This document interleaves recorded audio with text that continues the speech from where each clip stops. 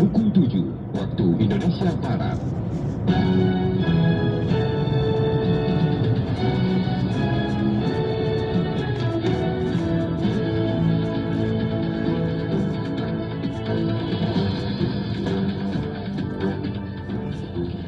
Selamat pagi pendengar, dari lantai 7 Medan Merdeka Barat Padan 5 Jakarta, inilah Radio Republik Indonesia dengan Warta Berita Pagi.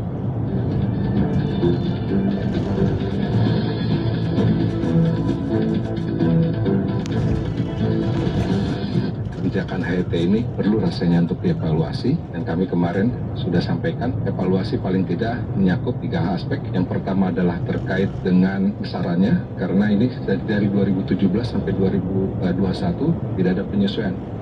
Jadi yang door-to-door itu kami utamakan untuk lansia dengan yang saudara-saudara kita yang punya keterbatasan fisik. Kita nunggu juga, jadi kan mereka nanti lapor, Pak, di sana ada terutama dari tokoh masyarakatnya kan, kita langsung ngejar ke sana.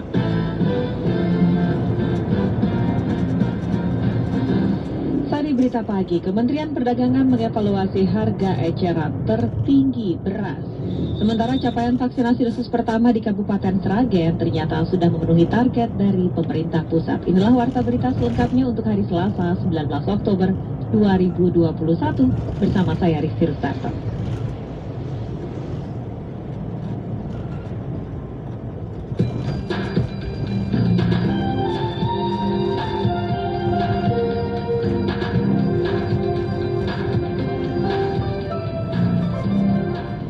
Kami sampaikan sekilas berita utama.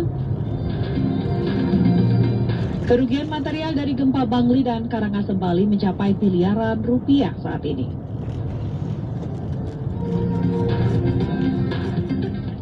Lebih dari 2,5 juta dosis vaksin Pfizer yang kemarin tiba di Indonesia langsung didistribusikan ke 3 provinsi, yakni Jawa Barat, Jawa Tengah, serta daerah istimewa Yogyakarta.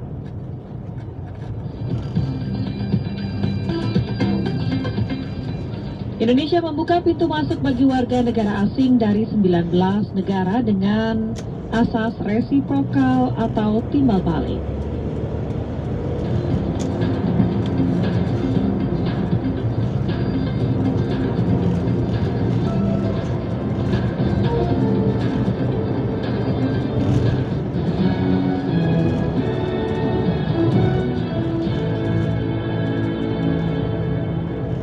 Kementerian Perdagangan akan mengevaluasi harga eceran tertinggi atau HET beras di Indonesia. Menurut Menteri Perdagangan Muhammad Lutfi, hal tersebut dilakukan dengan adanya catatan Ombudsman Republik Indonesia yang menyebutkan kebijakan HET beras lebih cenderung kepada konsumen dibandingkan petani. Informasi selengkapnya disampaikan oleh Safira Amalia. Nah, inilah saran kami yang kami sampaikan kepada Kementerian Perdagangan, dan tentunya nanti Ombudsman Republik Indonesia memberikan catatan evaluasi pada Kementerian Perdagangan terkait besaran harga eceran tertinggi pada beras.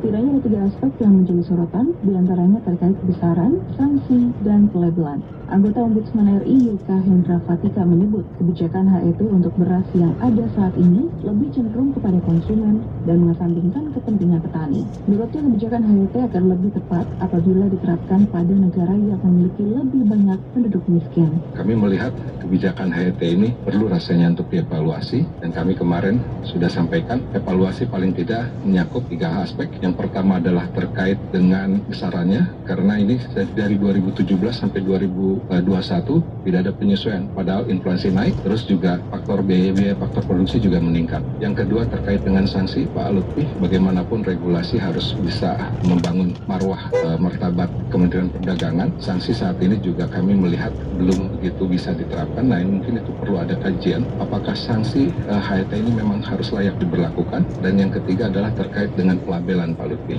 karena kebijakan itu hanya bisa berlaku kalau pelabelan sudah diberlakukan. Tapi pertanyaannya, apakah pelabelan beras bisa dijamin sampai titik akhir? Menanggapi hal ini, Menteri Perdagangan M. Lutfi mengatakan pihaknya akan mengevaluasi dan menyelesaikan permasalahan terkait HET beras tersebut. Lutfi mengungkapkan saat ini HET beras di Indonesia sudah lebih tinggi dibandingkan internasional, sehingga jika HET dinaikkan, maka yang akan dikorbankan adalah masyarakat. Pasal HET ini memang susah-susah susah gampang, karena HET ini kan ikut dengan harga internasional. Saya nggak mau kasih harga beras lah, karena agak sulit di sini. Karena biasanya harga HET kita itu sebenarnya dibandingkan dengan harga internasional yang jauh lebih rendah. Jadi kalau ini harganya naik terus, ini yang dikorbankan kan juga sebenarnya rakyatnya. Lebih lanjut, Lutfi mengatakan pihaknya akan mempertimbangkan dan membahas koreksi HET beras tersebut dalam waktu yang ditentukan, yakni 14 hingga 30 hari kerja, sebagaimana dalam aturan undang-undang,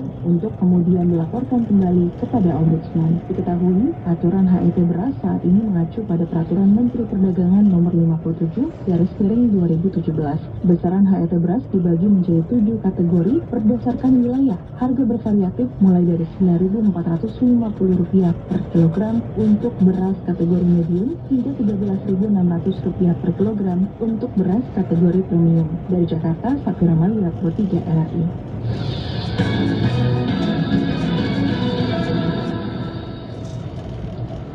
Capaian vaksinasi dosis pertama di Kabupaten Sragen, Jawa Tengah sudah lebih dari 72% atau 100% memenuhi target pemerintah pusat. Mulato Isan melaporkan selengkapnya.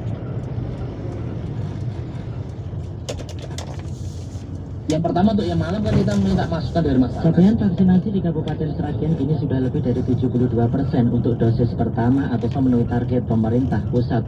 Santernya isu penolakan vaksin COVID-19 di wilayah tak membuat gentar Satgas COVID-19 Bumi Sukawati untuk melakukan serangkaian serbuan vaksin. Mulai dari penyuntikan vaksin yang dilakukan Pemkab Sragen di setiap pusat layanan kesehatan, serbuan vaksin dari Polres Sragen dan Kodim 0725 Sragen terus berlangsung. Bahkan Kodim sempat melakukan vaksinasi malam hari untuk mengakomodir para pekerja yang tak bisa mengakses layanan vaksinasi di siang hari.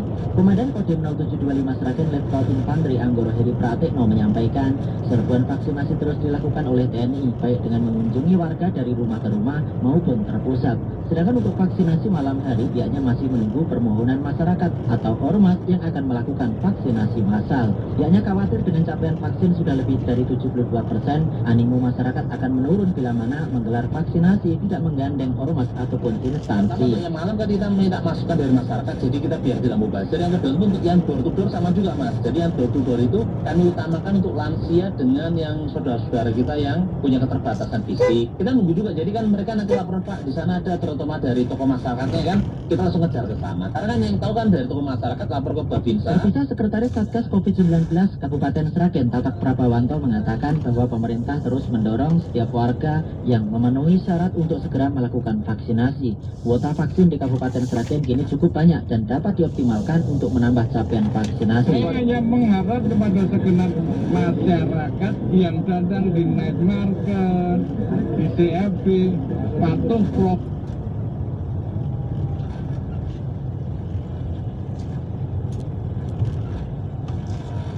Tapi kesadaran masyarakat yang harus kita kedepankan. Syukur-syukur masyarakat semua ikut vaksin. Tidak ada vaksin yang bikin orang mati gitu ya. Dengan capaian vaksinasi yang tinggi, PPKM Sragen segera diputuskan menjadi PPKM level 1 sehingga lanjut tata kegiatan masyarakat seperti perdagangan, hajatan, dan sebagainya bisa lebih longgar dengan tetap mematuhi protokol kesehatan 3M.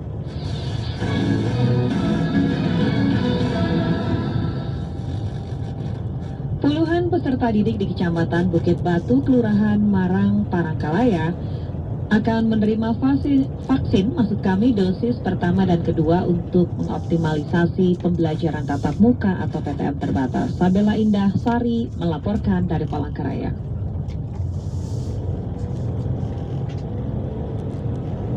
Vaksinasi dari beberapa hari yang lalu, pelaksanaannya itu kan dilaksanakan di SMA 6 untuk ajar. Untuk mengoptimalkan pembelajaran tatap muka terbatas PTM ke sejumlah wilayah di Kota Palangkaraya, maka pemerintah Kota Palangkaraya mempercepat kegiatan vaksinasi massal di sejumlah kecamatan dan kelurahan pinggiran kota. Lurah Marang Yulianti Azhari mengatakan kegiatan vaksinasi untuk pelajar di wilayahnya akan dilaksanakan pada hari Selasa 19 Oktober 2021 yang diikuti sebanyak 30 orang pelajar yang belum menerima vaksin dosis 1 dan 2, yang belum menerima vaksin dosis 1 dan dosis 2. Dijelaskan Yulianti Asari, kegiatan vaksinasi ini diprakarsai oleh Badan Intelijen Nasional Daerah Binda Kalimantan Tengah. Untuk Kecamatan Bukit Batu akan menerima vaksin dari Binda sebanyak 1.000 dosis yang dibagikan di 2 lokasi, yakni 500 dosis bertempat di SMA Negeri 6 Palangkaraya, Kelurahan Tumbang Tahai, khusus untuk vaksin pelajar,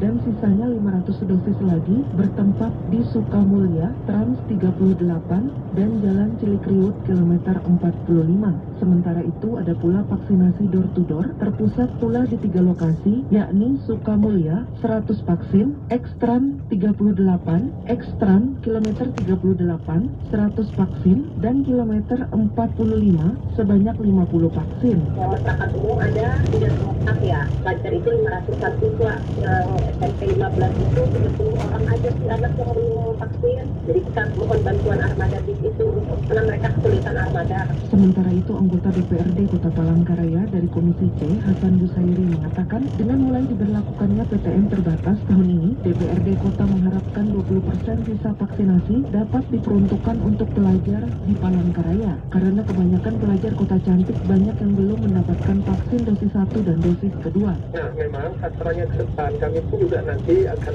sisa yang 20% itu sasarnya kepada anak didik sekarang ini yang usia 12 tahun ke atas. Pertama, karena persiapan kita juga mau melaksanakan pembelajaran tatap muka ya, yang pertama. Terus kedua, sebagian besar vaksin ini memang yang belum dilakukan untuk vaksin pertama itu adalah kepada anak-anak didik kita. Makanya kalau misalnya ada vaksin ini nanti masih ada bulan vaksin 20% itu nanti kita sarankan kepada pemerintah kota untuk memberikan sasarannya kepada anak didik yang persiapan untuk melakukan pembelajaran tatap muka. Anggota DPRD Kota ini mengharapkan pula program vaksinasi yang diprakarsai sejumlah pihak dapat berjalan lancar sehingga vaksin yang ditargetkan pemerintah Kota Palangkaraya tahun ini dapat berjalan dengan tuntas.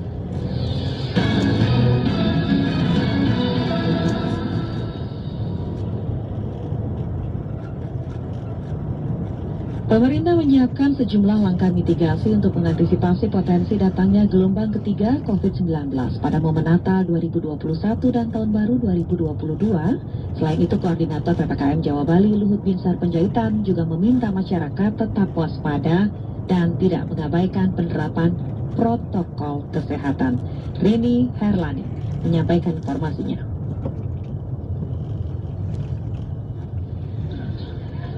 Aktivitas masyarakat kembali ramai seiring dengan penurunan kasus harian COVID-19. Namun banyak dari mereka lupa bahwa pandemi COVID-19 masih mengintai. Bahkan, hasil evaluasi pemberlakuan pembatasan kegiatan masyarakat atau PPKM ditemukan kegiatan yang mengabaikan protokol kesehatan. Hal tersebut disampaikan Koordinator PPKM Jawa Bali Luhut Binsar Panjaitan dalam keterangan pers secara virtual Senin 18 Oktober 2021. Luhut mengingatkan masyarakat untuk tetap waspada dan mematuhi protokol kesehatan. Pasalnya, ancaman gelombang ketiga masih ada. Karena tadi Presiden mengingatkan juga sudah banyak kegiatan-kegiatan yang kadang-kadang agak mengabaikan protokol kesehatan, baik itu di pernikahan maupun di tempat pariwisata ataupun kegiatan-kegiatan lain. Kami sekali lagi menghimbau agar seluruh masyarakat patuh karena kita masih berjaga-jaga terhadap kemungkinan gelombang ketiga. Lebih lanjut, Luhut yang juga Menko Maritim dan Investasi ini menyebut pemerintah sudah menyiapkan sejumlah langkah mitigasi untuk menghadapi gelombang ketiga yang diperkirakan terjadi pada libur Natal 2021 serta Tahun Baru 2022. Menghadapi Nataru ini memang bertumbuh pada beberapa hal. Satu tadi vaksinasi. Tadi Presiden sudah memerintahkan mobilisasi vaksinator-vaksinator ke tempat-tempat yang kurang. Yang kedua, tadi itu penggunaan peduli lindungi. Kita makin banyakkan lagi. Nah, yang ketiga, memang juga tadi obat yang disampaikan oleh Menteri Budi, yang kita besok akan saya akan ketemu dengan mereka. Dan kalau itu benar, kita akan minta pabriknya dibuat di Indonesia. Penguatan testing, tracing, dan treatment diakui Menteri Kesehatan Budi Gunadisadikin jadi salah satu upaya pemerintah mengantisipasi gelombang ketiga. Untuk menyempurnakan platform pelacaknya kita agar benar-benar menjadi jauh lebih siap kalau nanti ada gelombang ketiga yang datang atau juga kalau nanti memang sudah beralih ke endemi. Ketua Harian Tim Mitigasi IDI, Mahesa Paranadipa Michael, meminta pemerintah melakukan pengawasan ketat di pintu masuk negara seiring dengan tingginya mobilitas serta aktivitas masyarakat guna mencegah gelombang ketiga COVID-19. Bicara tentang situasi wabah, itu bicara tentang mobilisasi orang yang membawa virus di pintu masuk. Jadi tentunya antisipasinya adalah di pintu masuk. Juga mobilitas masyarakat penting sebenarnya. Kalau kita membaca undang kekarantinaan kesehatan tahun 2012, pengendalian itu adanya di pintu masuk. Adanya kemunculan kabar gelombang ketiga menjadi hal menakutkan bagi masyarakat, seperti diakui Vira. Untuk virus varian baru, menurut saya ini karena kita belum tahu efek samping dari virus ini. Jadi yang kita lakukan tetap melakukan kesehatan dan melakukan vaksinasi juga mencegah kita untuk terkena virus ini. Indonesia sendiri telah mengalami 2 kali gelombang infeksi COVID-19. Gelombang pertama terjadi pada awal tahun 2021, di mana kasus harian tertinggi terjadi pada 30 Januari dengan 14.518 kasus. Sementara di gelombang kedua, kasus harian tertinggi terjadi pada 15 Juli dengan 56.757 kasus.